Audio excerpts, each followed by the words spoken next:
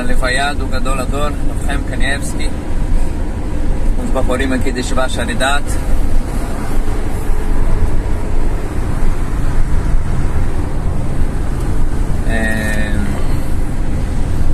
Está se esperando em torno de 1 milhão de pessoas irem para esse enterro, a levaya do Gadol Hador.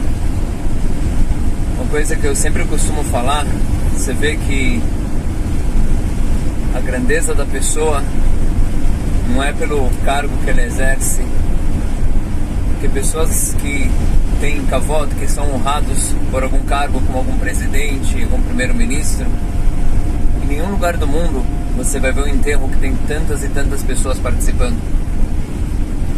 Quando o Rav Ovadia faleceu, na mesma época faleceu também um cara que era primeiro-ministro aqui de Israel,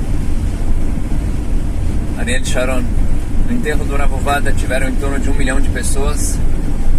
No enterro dele teve 200 pessoas, sendo que metade deve ser pessoal da mídia, outra metade políticos que eram obrigados a ir, e talvez alguns familiares. Mas na prática, assim, honrar de verdade, na hora era uma pessoa que era todo mundo, né? Tinha 20 seguranças, era a pessoa que todo mundo falava dele no jornal. Mas quando, de novo, a grandeza dele é por um cargo que ele exerce, não pelas suas ações, pelo quem ele é, isso não, a honra verdadeira é por quem a pessoa é, não o cargo que ela exerce. Para a gente ter uma noção um pouco quem é o Rav Chaim, ele era uma pessoa assim muito especial em diferentes sentidos, a ponto que mesmo grandes rabinos da geração, há 15 anos atrás, mais ou menos, ele não era dos mais velhos da geração. Você tinha naquela época o sogro dele, o Rav Eliashiv, o Rav Steinman, o Rav Wosner, o Michael Yuda, vários outros rabinos assim muito grandes. Uma vez perguntaram para o rabino que foi o Rosh Yeshiva dele na Yeshiva Ktaná, Rav Michael Yuda Lefkovich. Perguntaram, ele estava falando que na época do Chafetz Chaim, o Chafetz Chaim tinha Ruach HaKodesh, uma inspiração divina. Contou histórias sobre isso. Perguntaram para ele, na nossa geração, quem que tem Ruach HaKodesh? E ele falou, sim, de novo, naquela época que ele falou, tinham pessoas que eram 20 anos mais velhas que o Rav Chaim, pessoas muito, muito grandes também. Mas quando ele tinha que apontar alguém que tinha uma inspiração divina nessa geração, ele falou Rav Chaim Kanievsky. Perguntaram, mas tem outros grandes rabinos da geração também? Falaram, é verdade, só que ele tem algo especial. A Atmadá dele, a conexão com ele, com a Torá, assim, 24 horas o ano inteiro, 365 dias ao ano, as midot incríveis dele, sem sabido que ele tinha midot assim também maravilhosas. Isso é algo especial. Que nem a gente sabe, tem dezenas, se não centenas de histórias a gente vê isso, da grandeza dele. Uma que eu acabei de ouvir, uma história fresca hoje, estava de manhã ouvindo o Rav Shlomo Levenstein, famoso Rav Shlomo Levenstein, que é um dos grandes palestrantes dessa geração, um grande rabino também. Ele era muito próximo ao Rav Chaim. Ele falou que durante muitos anos ele não teve filhos. Depois de várias tentativas, muitos anos, eles foram um médico aqui em Israel muito grande, e o modo de fazer o tratamento, tinha um tratamento que era para fazer, mas ele falou, olha, pergunta para o teu rabino que tem umas questões alárquicas aqui, não é tão simples. Ele foi na Rav Chaim Kanievsky e falou, olha, rabino, tem algumas pessoas que, vou falar que tem alguns rabinos que permitem, talvez, mas tem uns problemas alárquicos, posso fazer esse tratamento ou não? O rabino analisou toda a situação e falou, não, você não pode, pela Halachá não dá para fazer esse tratamento. Porque naquele momento ele sentiu que como se fosse que, foi decidido na Shammai porque ele tem que ficar assim, sem filhos. Mas o rabino falou, tá falando. Um tempo depois ele veio falar que tem um outro tratamento diferente de um médico famoso nos Estados Unidos, que esse outro tratamento não tinha questões alárquicas. Ele foi na Rav Chaim Kanievsky e falou, isso sim. isso tem combate estadruto de você ir lá e fazer esse tratamento, e deu uma brachá para ele. Ele viajou para lá, era o mês de Tammuz. Ele falou tudo que podia ter dado errado nessa viagem, para dar errado, deu errado. Deu errado no hotel, deu errado não sei o que, no hospital. Todos os problemas possíveis. Fizeram os exames no hospital. E naquela época ainda não era tudo computadorizado. Perderam os exames. Estava tudo dando errado.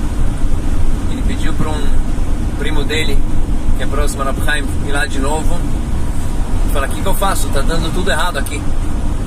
Rav Chaim Kanievsky falou, justo estava nos 9 dias antes de Tisha B'Av, ele falou, olha, essa época agora não é boa para fazer o tratamento, espera, deixa passar Tisha B'Av e vai dar tudo certo. Realmente passou Tisha B'Av, ele fez o tratamento e a esposa dele engravidou, ele teve um filho. Teve o filho dele primogênito, filho menino. Passou-se 1 ano e meio, ele foi no Rav Chaim Kanievsky de novo, queria mais filhos. Aí ele foi pra ele perguntou, quantos filhos você tem? Ele falou, tem um filho só que nasceu. Ele falou, um filho não é suficiente. Bezat Hashem vai ter mais um. Não deu outra, aquele ano a esposa dele engravidou e teve uma filha. A gente sabe que para cumprir a mitzvah de ter filhos, né, tem um menino e uma menina. Bom, depois dessa ele achou, bom, Rabino tira filho embaixo da manga, assim que nem mágico, então já vou ano que vem pedir mais um. Aí ele foi lá, né, depois de um certo tempo e falou, Rabino, quero ter um filho. Ele perguntou, quanto você tem? Tem um menino e uma menina. Ele falou, bom, agora já fiz minha parte. Agora você vai, reza, vai para os médicos, tipo, o que quer dizer com isso? Se a gente acha que ele só falou, vai ter filho, deve ser que o Rabino deve ter rezado, deve ter feito muitas coisas, uma estadluta assim fora do comum, para ele poder ter esses filhos. A ponto que na hora que você já cumpriu com a mitzvah, agora já dificilmente assim, teria como ajudar, mas você vê que ele se importava com cada um. E não é uma história ou outra, são dezenas e centenas assim, de histórias que tinham. Tem uma história que, não sei se eu já contei na Yeshiva ou não, mas presenciei essa história com um rabino que viu o que aconteceu. Era o rabino que, o Rav Greinman de Telson, onde eu estudei. Uma vez a gente estava na Yeshiva, de repente ia começar a minhá, o rabino parou assim, o Beit HaMidrash, ele chegou eufórico assim, no meio do Seder. Ele falou, pessoal, bateu na Bimá, preciso contar uma coisa. Parou a Yeshiva toda e começou a falar. Falou, acabei de presenciar um milagre ontem à noite na casa do Rav Chaim Kanievsky, que é algo que eu preciso compartilhar com vocês. O Rabino lá de Telson, o Rav Greinman, ele a família dele, Greinman, era muito conectada com a família do Chazonish, o Stipler, do Rav Kanievsky também, então ele era muito próximo, ele tinha como ter contato assim mais facilmente. Ele contou que tinha um rapaz, filho de um amigo dele, um bachur de, sei lá, 17 anos mais ou menos. Ele teve um tipo de uma infecção, o rosto dele começou a ficar completamente deformado. Tipo, a boca subiu para um lado, os olhos entortaram, uma infecção que o rosto dele todo perdeu sua forma, assim, não conseguia comer, cada vez foi a boca dele subindo assim, eu não conseguia nem mais falar direito. E os médicos não sabiam o que fazer. Ninguém falou, olha, não sabemos qual a origem disso, se é um micróbio, o que é, ninguém sabia o que era. Bom, os pais já estavam desesperados, assim, o garoto não estava nem conseguindo comer direito, falar, muito menos. Até que falaram com o Rav Greinman, falaram, tenta conseguir um horário especial com o Rav Chaim Kanievsky pra gente ir lá. O Rabino conseguiu um horário especial, era bem tarde de noite. E o Rav Chaim Kanievsky, primeira coisa, ele deu para ele beber o famoso vinho. O Rav Chaim, como vocês sabem, ele fazia um sium de toda a Torá uma vez por ano, Erev Pesach. O Rav Chaim Kanievsky, ele era primogênito. E a gente sabe que na véspera de Pesach tem um Tanit Bechorot, né? Quem é primogênito, na teoria, tem que jejuar na véspera de Pesach, mas se você faz um sium Masechet, você está isento do jejum. Então o Rav Chaim, ele faz um sium, mas não uma Masechet, quem alguma pessoa termina a Masechet Megillah, a Masechet Ta'anit. Ele faz um sium de toda a Torá. O que significa toda a Torá? Todo o Talmud, toda a Gemara, o Bavli, todo o Talmud Yerushalmi, todo o Rambam, todo o Zohar, todo o Torah Shulchan Aruch, todo o Tanakh, todos os Midrashim. Todo mundo coloca, o motorista falou para eu colocar cinto de segurança. Só precisa ter o cinto primeiro. Bom, continuando. Então,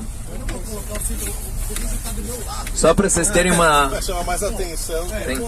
Só para vocês terem uma noção, by the way, Não tem cinto. um pouco do como funcionava o dia do Rav Chaim Kanievsky. Já não tem. Quem sabe que horas ele acordava, Rav Chaim, vocês sabem? Hatzot.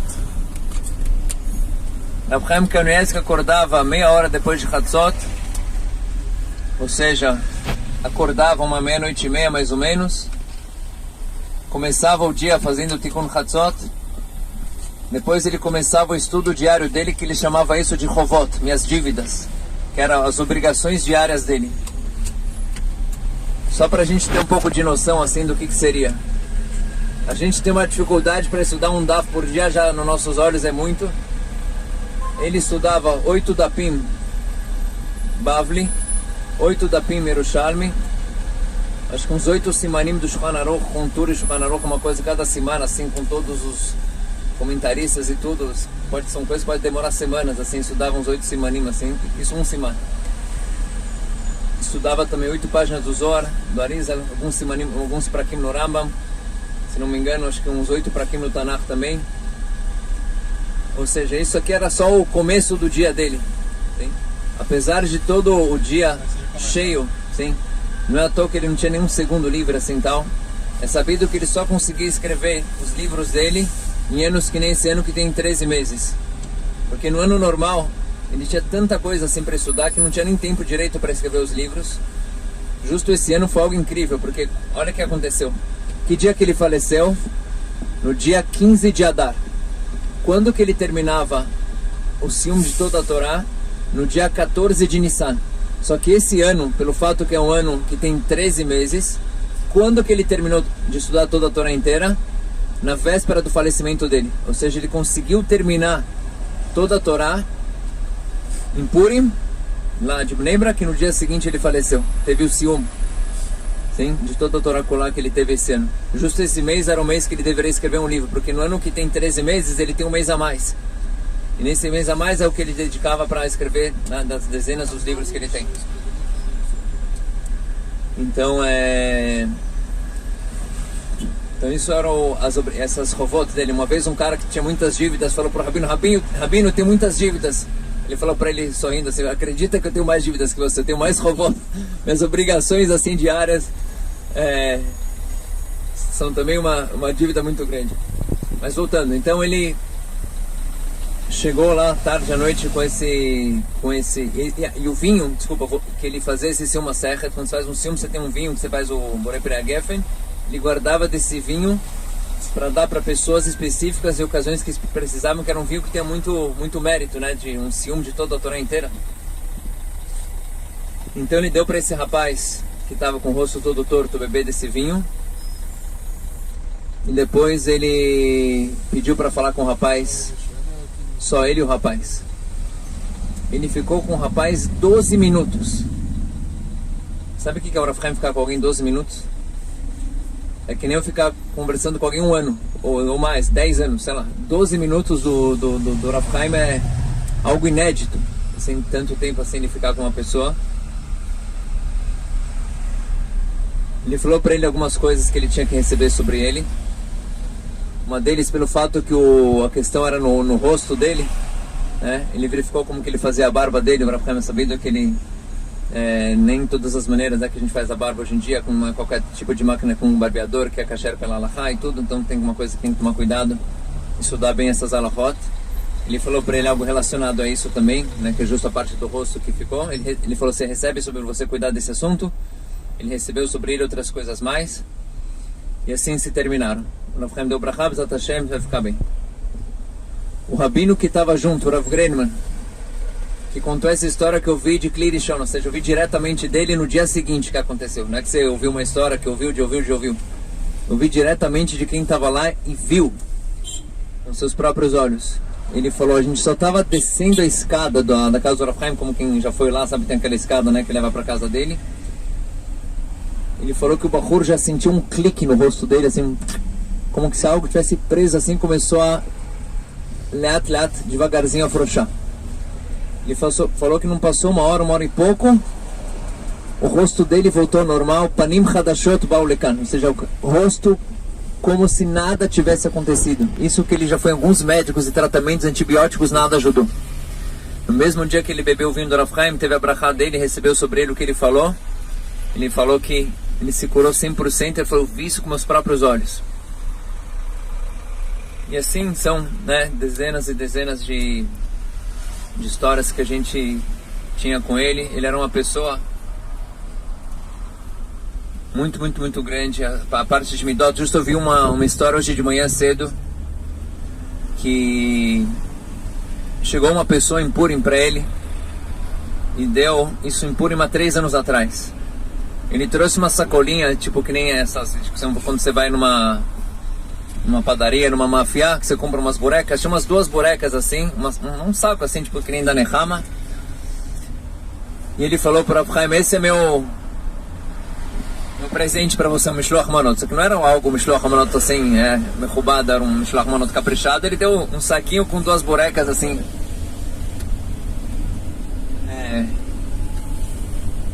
Então o Rav Chaim deu uma brachá para ele. E um dos gabaim que estava lá, das pessoas que acompanham o Rabino, pegou esse saco e falou, tipo, o que ele vai fazer o Rabino com esse saco? Ele devolveu para ele e falou, leva embora. Faz agora, pô.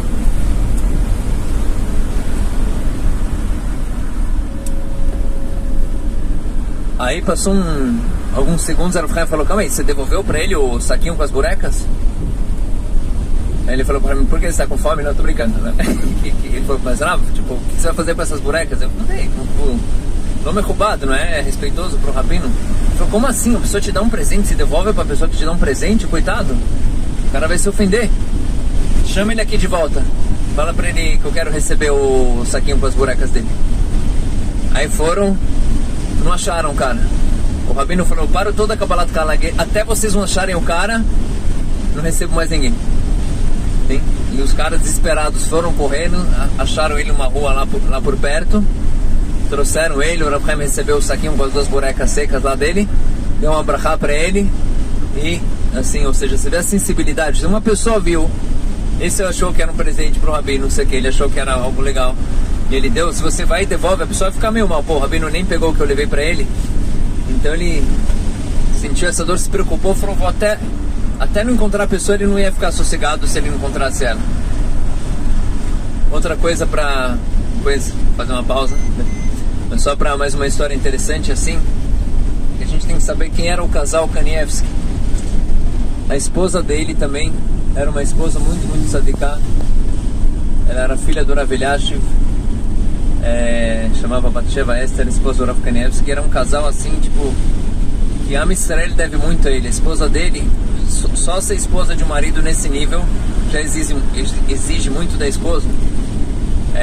Tudo, não só que ela só fazia com alegria, também muita Mesirut Nefesh, mas ela também era mãe de muitas e muitas pessoas. Inclusive, as primeiras turmas da Midrashá, quando começou, a gente teve o mérito de levar elas na casa da esposa do Rav Chaim. Ela recebia elas, dava um brachá para cada uma, abraçava elas. Uma das coisas que ela fazia é fazer cada menina sentar na cadeira onde que o pai do Rav Chaim, o Stipler, ele estudava. Falam que um lugar onde um tzadik sentou uma cadeira, que a pessoa estudava Torá, um tefilim de um tzadik tem uma kedushá muito grande, influenciar na pessoa. Então ele falava, cada menina que vinha, ela punha para sentar na cadeira dela, do Stipler, e dava uma brachá depois especial. A esposa do Rav Chaim, só para vocês terem uma noção, a cozinha dela é uma cozinha tipo que ela cozinhava para toda mulher que acabou de dar à luz, uma mulher que estava doente, uma pessoa que estava, uma família pobre. Ela cozinhava cada vez para 40, 50 pessoas na casinha pequena que eles tinham. Quando era época de férias, ela levava suas filhas para a praia, a praia separada que tinha. Ela pensou, será que talvez tem meninas que querem ir para a praia, só que a mãe delas acabou de dar à luz, a mãe delas está doente, a mãe delas é viúva. Quando ela ia para a praia, levava as filhas dela, levava mais 40 crianças. Sabe o que é você pegar Você virou uma ganeneta, assim, levando 40 pessoas junto com você, mas ela se importava com cada um. Ela começava o dia dela junto com o Rav Chaim, rezava no Netz todos os dias, todas as rezas com Minyan.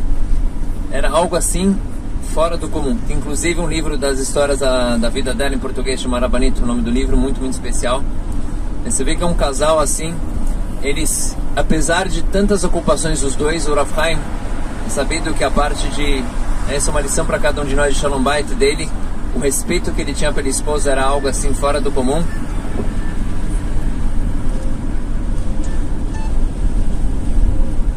Eles todos os dias tomavam café da manhã juntos, assim, horário assim, eu falei, vou tomar o café da manhã com minha esposa.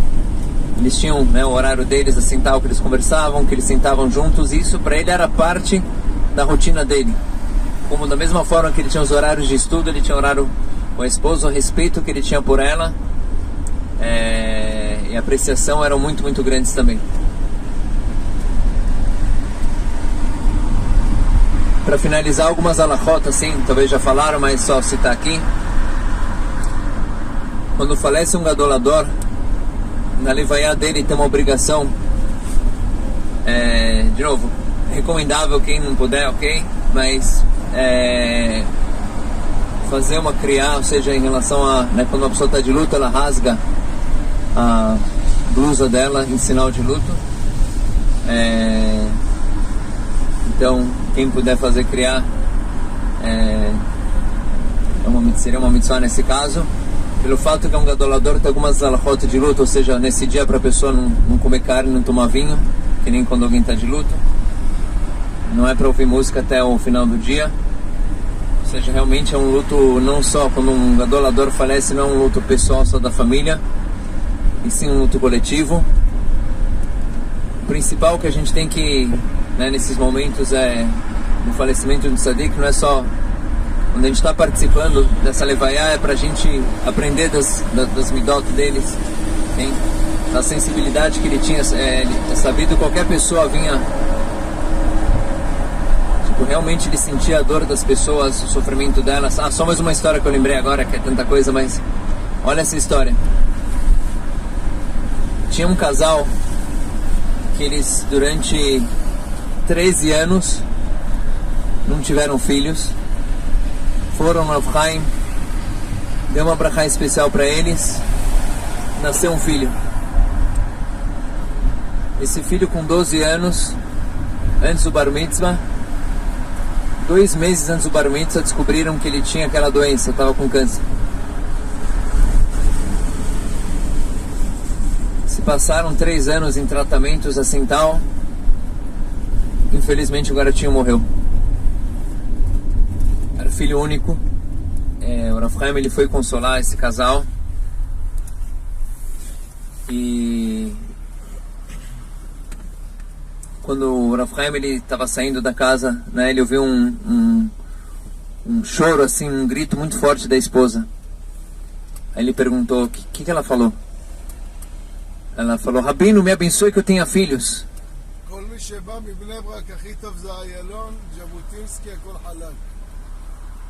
Aí as pessoas se questionaram, como assim? Ela demorou 13 anos para ter filhos. O filho dela morreu com 16, soma mais 16, já deu 29 anos que a pessoa casou. Ela deve estar próximo dos 50 e pico, 55, 57, sei lá quanto que ela tinha. Como assim ter filho? O Rav Chaim falou, Bezerat Hashem, você vai ter filhos. Naquele ano tiveram uma filha. Sim? Uma coisa assim, tipo, como assim? Né? Uma pessoa já passou dos 50, que nem anos nunca teve filhos, uma enorme dificuldade, mas deve ser que ele rezou tanto por isso. Como assim um casal que queria tanto filhos assim tal, quanto que ele deve ter feito no Shamayim para esse casal ter mais uma filha.